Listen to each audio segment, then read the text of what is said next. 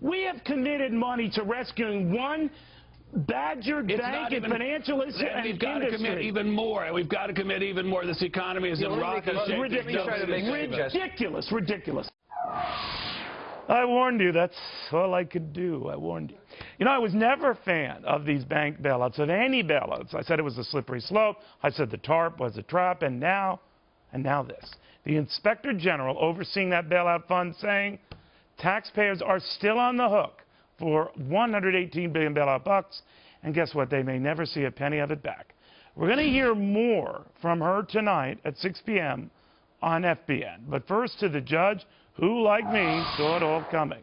The fact that 2 Italian-Americans were on this before anyone is purely coincidental. From New Jersey. This was so obvious. It was. You know. It was. And, Neil, we were in the minority. A lot of so-called conservatives, Jack Welch was all over me. So-called free marketers like Jack Welch, like President George W. Bush, who said, I have to assault the free market in order to save it. They went along with this. And about 6 months ago, when the big banks paid their money back, they bought their stock back from the feds, they were boasting, Tim Geithner was boasting, we made money on it. This morning we learned, as you just pointed out, that the taxpayers will lose about $118 billion of the $700 billion. And what do you think, Judge, in the way, and Ben Stein, who I love, I mean, we got in a little disagreement. I like you when you're mad. But, you know, you think about it, the argument then was and has since been, boy, the hell we'd be in if we didn't. You can't prove a negative. No, of course you can't prove a negative. But now we have hundreds of small and mid-level banks that have federal dollars in there that can't pay the money back. What does that mean? That means they're on life support. That means they're only there because the government force-fed them cash. That means they shouldn't be there. They should collapse like Lehman Brothers did. And people like Barclays will come, who bought the good parts of Lehman Brothers, will come by and purchase what is salvageable from these banks and make it profitable. And the rest will go away. That's the natural order of things. But when the government artificially puts cash in there and the taxpayers are on the hook, that's $118 billion that could have been in the hands of entrepreneurs that will not be there.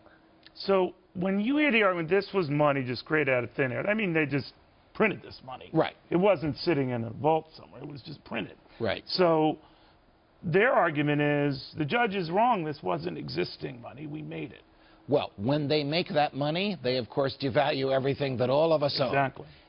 Except for the banks through whom the money is initially funneled, because the devaluation takes some time without getting too technical. This is the greatest and clearest and most obvious cause of price inflation in history, when the government prints cash out of thin air, and they did this to us. All right. Great job, buddy. Judge Andrew Napolitano is all over it. Again, I want to remind you folks who see these debates a lot. This is not a red or blue issue for me.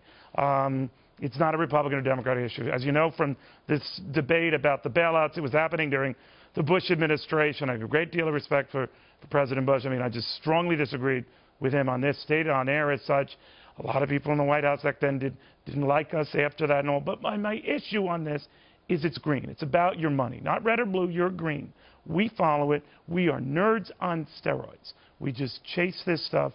So no matter the president wasting the money, or no matter the administration under which it's happening, we're going to call him on it. Okay, so that's what being a business superhero is all about.